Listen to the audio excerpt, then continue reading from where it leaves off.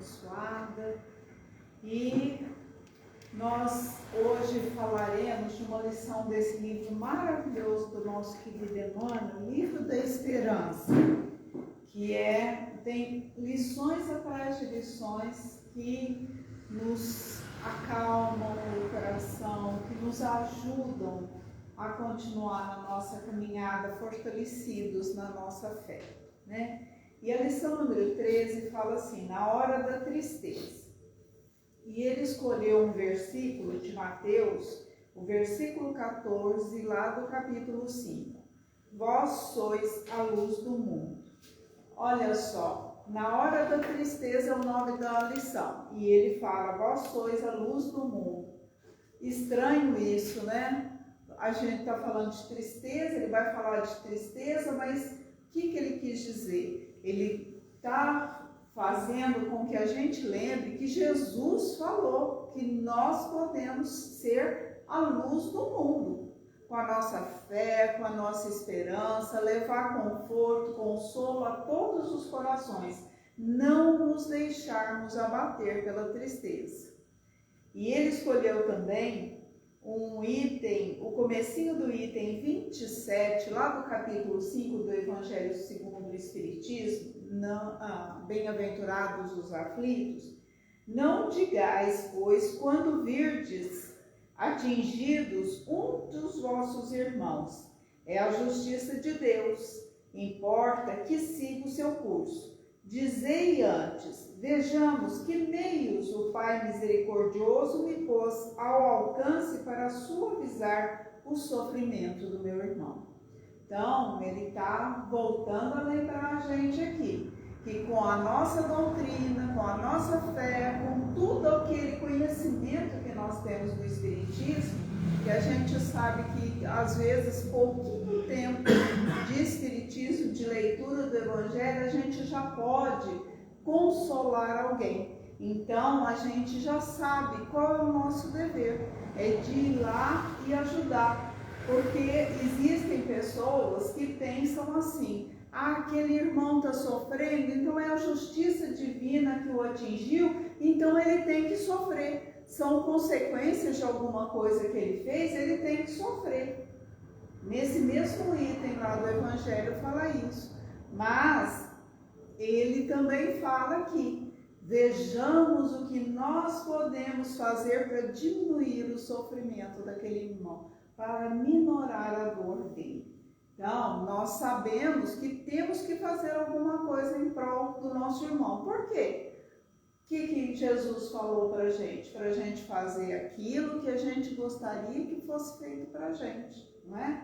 Então é isso que nós temos que pensar. E o que nós temos de conhecimento, já de doutrina, já nos dá uma base boa para a gente saber isso, não é?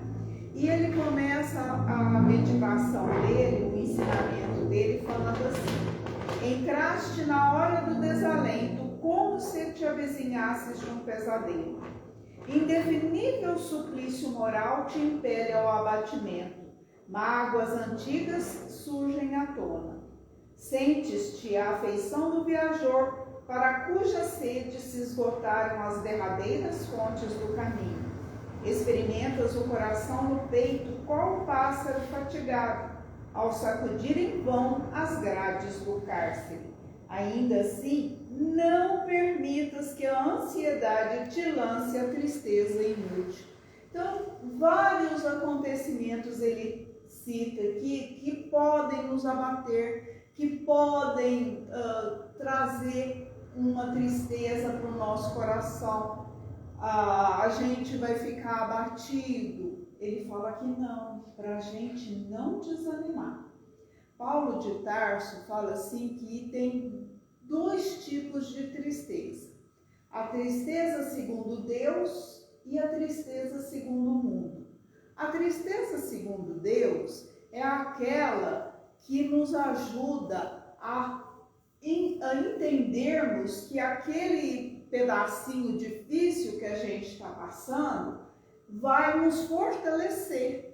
E nós não nos revoltamos, nós aceitamos e criamos uma vontade maior de ultrapassar aquela dificuldade. Então aquilo nos faz crescer, nos faz ganhar mais força, mais fé, mais esperança. Essa é a tristeza segundo Deus.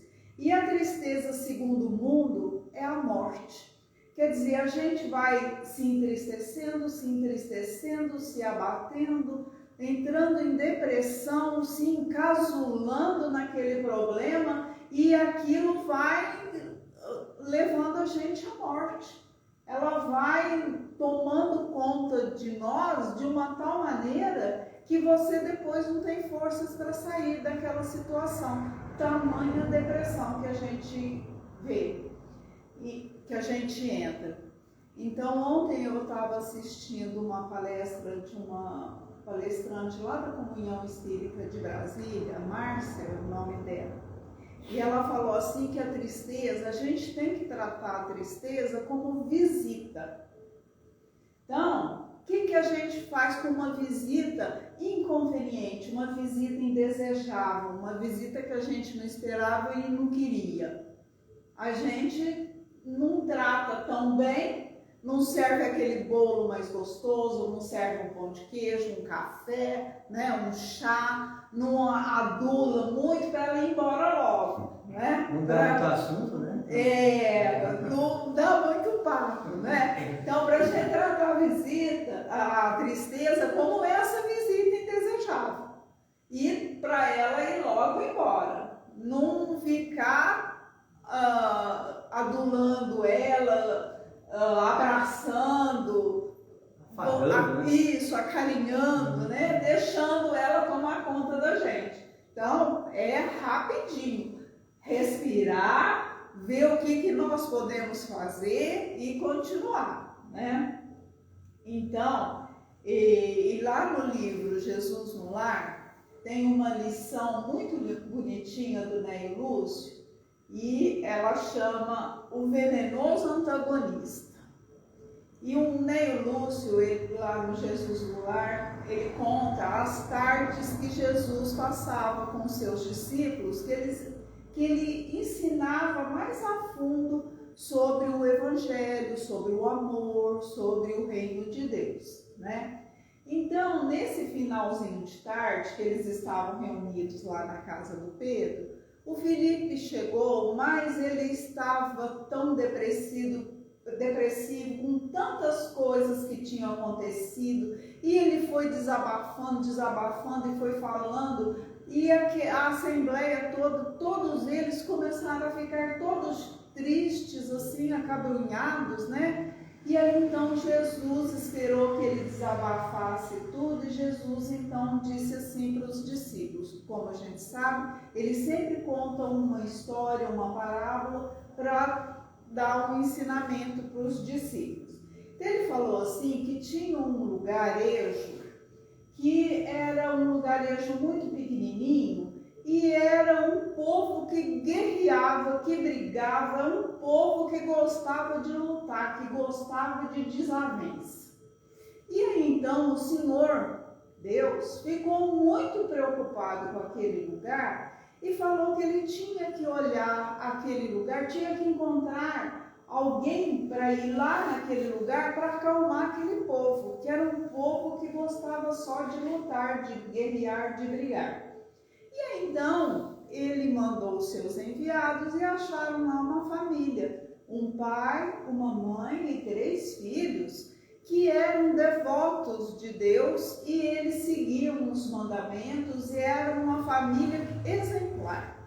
Então, Deus colocou nas mãos dele tudo o que eles podiam fazer para melhorar o clima, o ambiente daquele lugarejo lá, que só tinha luta e guerra.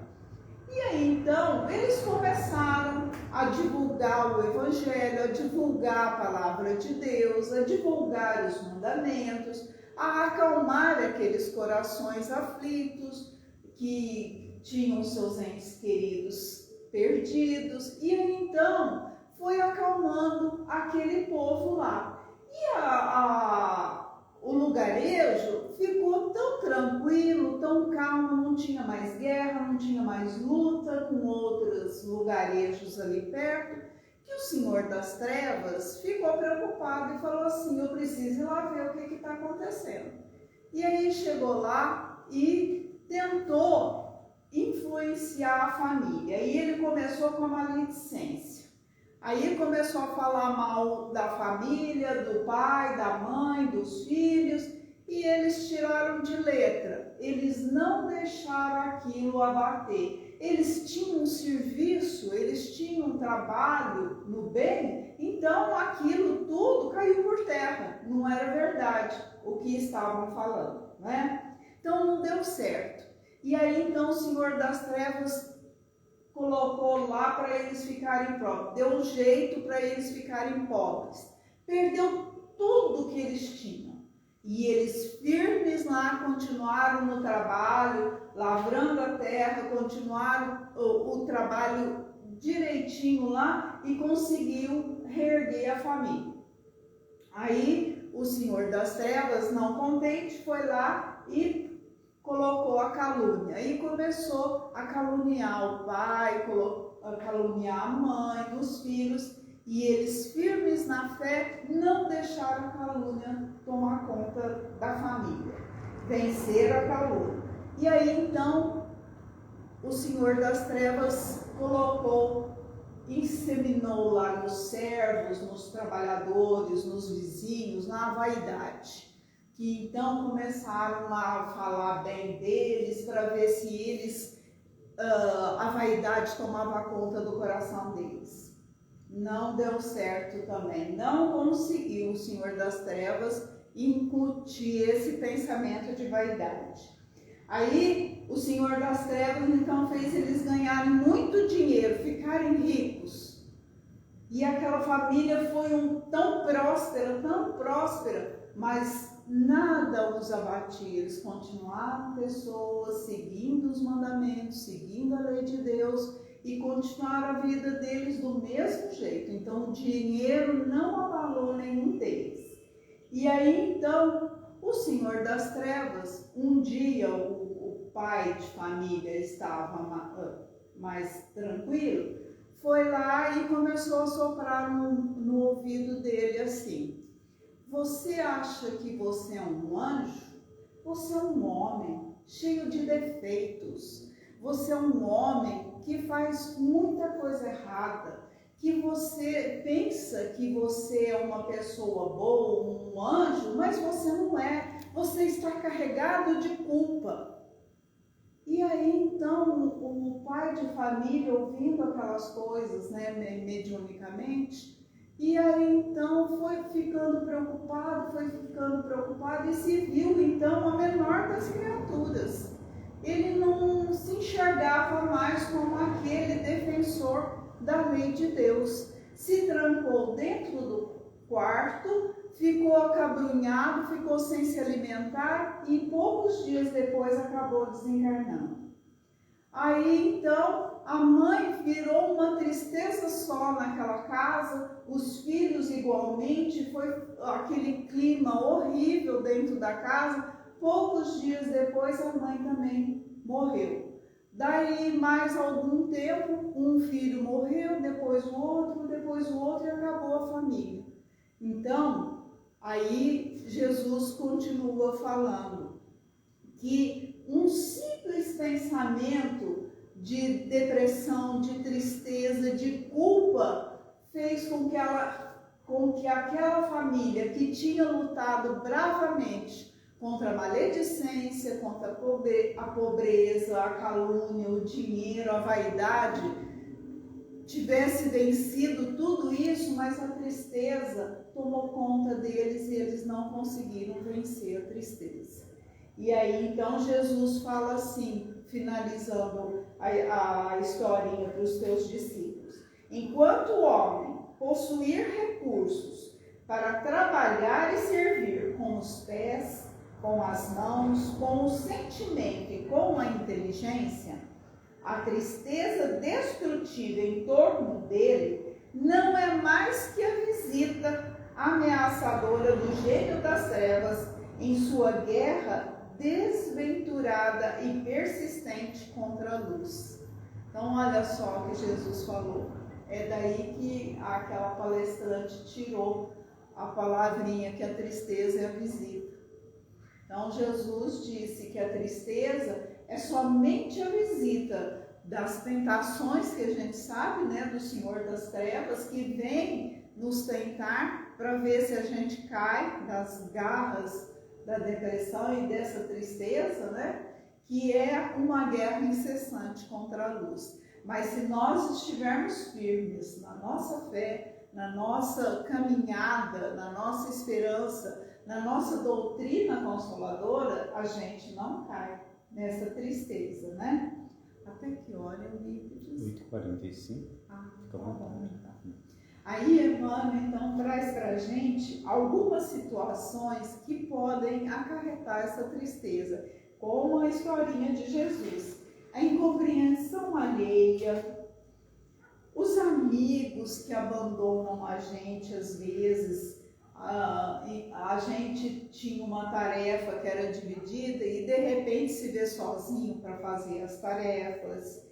Se a gente tem os entes queridos que desencarnam, estão lá no túmulo, ele fala para a gente tomar cuidado, para a conformação, dependendo quase sempre da tua conformação, porque aqueles entes queridos que estão do lado de lá, se a gente ficar aqui na tristeza constante, na depressão, naquele choro, naquele desespero constante, a gente acaba fazendo com que eles não consigam ir caminhar lá, né? Porque a gente os atrai aqui. E aqui não é mais o lugar deles, eles têm que ir para o mundo espiritual e continuar a caminhada lá, né? É difícil isso. É difícil. Eu fiquei sabendo que a sua mãe desencarnou, né? Então, mas a lição já estava escolhida. E fala também, se o fardo das próprias aflições te parece excessivamente pesado, porque às vezes a gente acha que está carregando um fardo muito pesado, é a tal da historinha, minha cruz é muito pesada, né? E vocês conhecem as historinhas da cruz, que um grupo de pessoas ia caminhando por um caminho e cada um ia carregando a sua cruz e arrastando aquela cruz enorme. E aí um deles falou, mas essa cruz está muito grande para gente, para mim. Eu vou cortar um pedaço dessa cruz. E cortou, pegou o serrote, foi lá e serrou um pedaço da cruz. E continuou caminhando. E mais para frente, eu ainda acho que essa cruz está pesada. Vou cortar mais um pedaço. Cortou mais um pedaço da cruz. E continuaram caminhando. Aí chegou lá na frente, tinha que atravessar um precipício enorme. E aí as pessoas que estavam já do lado de lá do precipício gritavam para os do lado de cá, coloca a sua cruz para fazer de ponte que você atravessa o precipício. E aí aquele irmão que havia cortado os pedaços da cruz, como que ele ia colocar a cruz lá? O que aconteceu? Aí falaram para ele, você vai ter que voltar, refazer seu caminho e pegar os pedaços que você largou para trás. Então, para depois fazer o caminho todo novamente. Então, é isso. Às vezes a gente acha que o nosso fardo está pesado, mas não está, porque a gente sabe que Deus não coloca fardos pesados, né, em ombros frágeis. Então, está certinho, do tamanho certinho que a gente precisa. E o que a gente pode entender disso é que é para o nosso progresso espiritual. Essas dificuldades fomos nós mesmos que trouxemos para nós em outras encarnações, né? Nós, na nossa caminhada, fizemos escolhas lá para trás, que agora nós estamos colhendo aquilo que nós escolhemos lá para trás. Então, nós temos que entender isso. E o Espiritismo, essa doutrina tão consoladora, que traz isso tão claramente para a gente, que isso faz com que o nosso coração se acalme, que nós fiquemos mais tranquilos, não é? E aí Emmanuel continua dizendo assim: lembras que pode ser ainda hoje o raciocínio para os que se deleitaram na invigilância.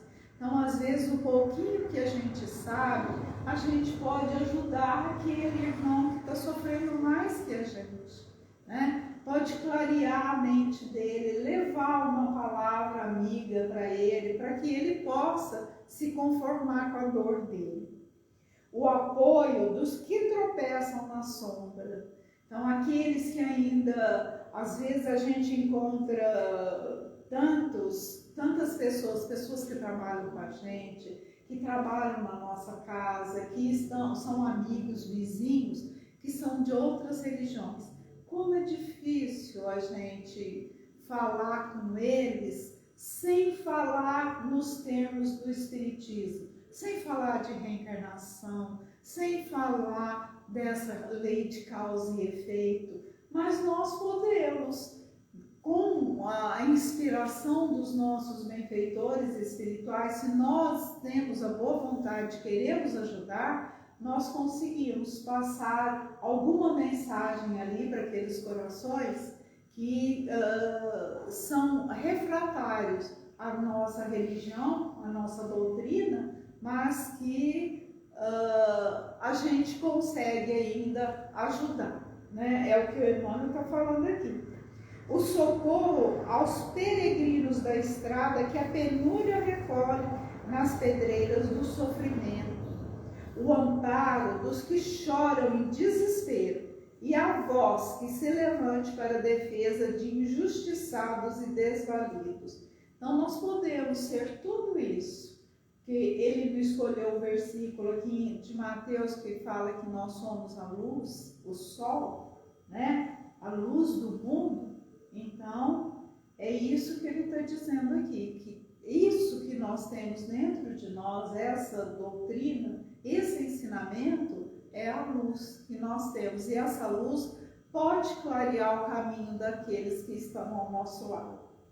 E essa moça que eu assisti ontem, a Márcia, ela contou uma historinha de um livro, A Estrela Verde, do Délcio Carvalho. Ele faz um compilado de palestras do Divaldo. Eu não tenho esse livro, então eu nunca tinha ouvido falar dele. E ela contou. Então eu vou contar o que eu lembro do que eu ouvi ela contando. A palestra do Divaldo chama Floresça Onde For Plantado. Então o Divaldo conta que tinha uma moça americana que morava lá em Las Vegas, muito rica, né? A família dela era muito rica. E ela era noiva lá dos anos 60, noiva de um militar. E esse militar ia para a guerra do Vietnã. E aí então esse soldado chegou para ela, um noivo, né? E falou para ela assim, que ele gostaria de casar com ela antes de ir lá para o Vietnã. Que então, só que antes ele precisava fazer 3 meses de um treinamento para ir lá para o Vietnã. E esse treinamento era numa região muito desértica da Califórnia, onde tem uma base militar, e ele tinha que ir lá fazer esse treinamento.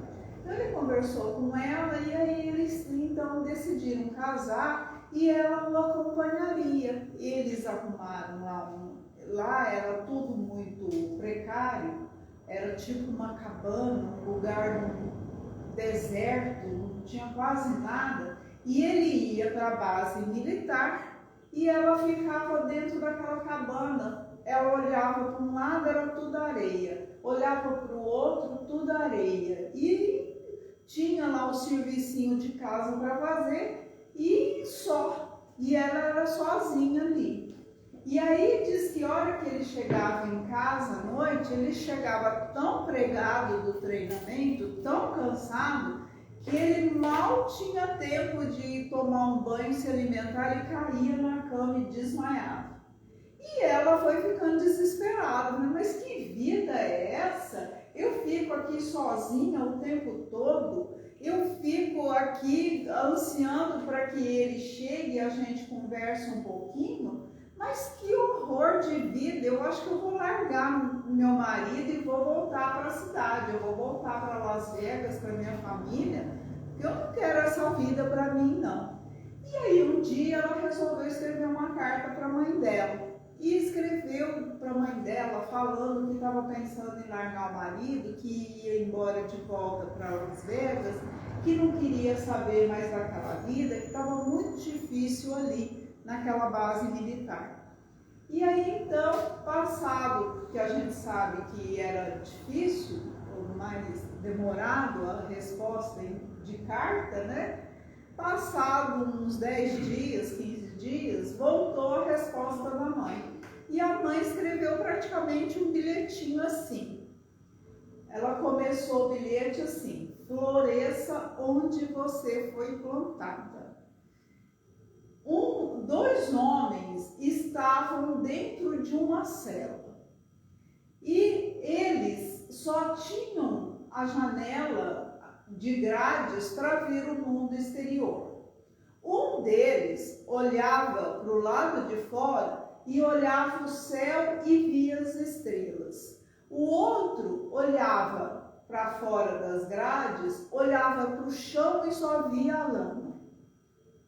Só isso a mãe dela escreveu. Aí ela ficou pensando: o que será que a minha mãe quis dizer com isso? E aí um dia ela não entendeu o que a mãe quis dizer. Aí um dia ela falou assim: eu vou dar uma volta nesse deserto aqui, nesse mar de areia aqui. E começou a andar ali em volta da cabana onde eles moravam ali. E à medida que ela foi andando, ela foi achando umas conchas, porque ali antigamente era o mar. E ainda então tinha resquícios do mar. E ela achava conchas tão lindas que ela falou que nunca tinha visto aquelas conchas tão lindas. E aí ela levava as conchas para dentro de casa e ela desenhava. E ela fazia desenhos porque ela nunca tinha visto aquele tipo de material. E aí um dia ela andava um pouquinho mais, encontrava mais conchas diferentes, voltava e desenhava. Aí o marido dela chegava em casa, ela queria contar para ele da alegria que ela tinha achado essas conchas, que ela estava desenhando as conchas, mas ele não dava atenção, então ela nem se importou mais em contar para ele. Ela estava tão envolvida naquilo de achar as conchas, de desenhar as conchas, que ela até esqueceu. E um dia ela foi mais longe e quando ela viu, ela estava numa aldeia indígena, que era ali perto da base militar. E aí ela chegou lá e tinha as mulheres lá trabalhando e as mulheres olharam estranhamente para ela: o que essa mulher branca está fazendo aqui na nossa aldeia? O que ela quer aqui com a gente? E aí então ela começou a explicar que ela estava encontrando as conchas, que ela achou muito bonito, que era diferente aquele material. E as mulheres estavam fazendo artesanatos com palhas e as conchas. E aí então ela falou para as mulheres assim: vocês vendem esses artesanatos? Elas falaram assim: ah, tem um homem, um atravessador, que vem aqui, pega tudo, isso leva para vender, mas dá tão pouquinho de recurso para a gente, de dinheiro, que não dá para nada. É como se a gente nem sequer vendesse. Ela falou assim: vamos fazer uma troca? Eu ensino inglês para vocês, porque elas tinham dificuldade de entender, né? Ela estava vendo ali. E vocês fazem o artesanato e eu sou muito rica, eu tenho condições de abrir uma loja em Las Vegas para vocês e vocês venderem o artesanato de vocês. E aí eu só tiro o que for do aluguel, a luz, essas coisas, e o resto é tudo de vocês, é para vocês. E aí então as mulheres começaram a fazer um artesanato mais bonito, e ela ensinava inglês para elas, e nisso tudo passaram-se os 3 meses e o marido foi para a guerra do Vietnã. E ela se envolveu tanto com as mulheres indígenas, que ela abriu essa loja lá, as mulheres começaram a vender tanto artesanato, porque era tão bonito, algumas coisas diferentes, que essa história, o Divaldo fala que é um médico que conta. Ele fala o nome do médico, mas agora é Robert alguma coisa, não lembro o sobrenome. E aí então, ele conta que quando ele conheceu essa moça, já fazia muitos anos, ela já tinha muitas lojas espalhadas por todos os Estados Unidos, desse mesmo tipo de artesanato das mulheres indígenas. Então, aí que a gente vê o que é florescer onde a gente for plantado. O que a mãe dela quis dizer? Se ela tinha 2 opções, ou ela ficava ali entristecida quando ela resolveu abandonar o marido, lá no comecinho, ou ficava ali entristecida, remoendo aquela vida dela lá, ou ela levantava, olhava para o céu e via as estrelas. E foi o que ela fez. Ela começou a procurar alguma coisa para tentar sair daquela rotina que estava apertando ela, deixando ela tão assim depressiva, entristecida, né? Então ela se libertou daquilo. Então ela foi e avançou. Isso que a gente pode entender. E o nosso querido Emmanuel fala para a gente assim, para a gente não se deter para relacionar de sabores. Então não ficar parado, remoendo aquilo que aconteceu, ficar só pensando naquilo, ficar toda hora lembrando, remoendo, não é para ficar, a gente fica num círculo vicioso. E depois é difícil da gente sair. A gente vai se encasulando naquela ideia fixa e a gente sabe o que acontece. A gente vai atrair para perto da gente aqueles irmãozinhos que querem a nossa queda, que querem nos ver sempre para baixo.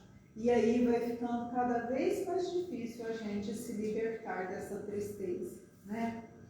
E ele diz assim: segue adiante, e se lágrimas te encharcam a ponto de sentires a noite dentro dos olhos, olha que coisa mais linda, de sentir a noite dentro dos olhos, porque quando a gente começa a chorar, né, as lágrimas embaçam os nossos olhos, né? Então a gente sente a noite dentro dos olhos. Entrega as próprias mãos nas mãos de Jesus e prossegue servindo, na certeza de que a vida faz surgir o pão da terra lavrada e de que o sol de Deus amanhã nos trará novo dia. Então, o que ele fala para nós? Emmanuel sempre fala, na maioria das lições, ele fala para a gente: vá, serve e continue a sua caminhada. Então é isso que a gente tem que lembrar o tempo todo. A gente tem que fazer o que a gente puder, né? A tristeza chegou, aconteceu alguma coisa que nos balançou, que nos afligiu, que nos angustiou, que nos magoou. Então, vamos parar, vamos pensar, vamos analisar tudo aquilo e vamos tentar encontrar uma solução para aquele problema. Vamos encontrar uma luz. A gente nunca deve esquecer das orações, das preces, pedir ao nosso Espírito protetor que nos ampare, que nos fortaleça o bom ânimo, que nos dê força para enfrentar as dificuldades. Nunca a gente pode esquecer, porque a prece é uma fortaleza para o nosso espírito. Nós, como Emmanuel fala assim, colocar as nossas mãos nas mãos de Jesus. Olha que coisa mais linda, é colocar o problema que nós estamos enfrentando. Se nós não conseguimos achar a solução, vamos colocar nas mãos de Jesus e vamos continuar caminhando e servindo sempre, como Emmanuel fala aqui para a gente. Não é uma coisa que vai ser difícil para nós, porque nós temos o conhecimento, nós temos aqui o Evangelho para nos ajudar, para nos apoiar. E vamos lembrar sempre do nosso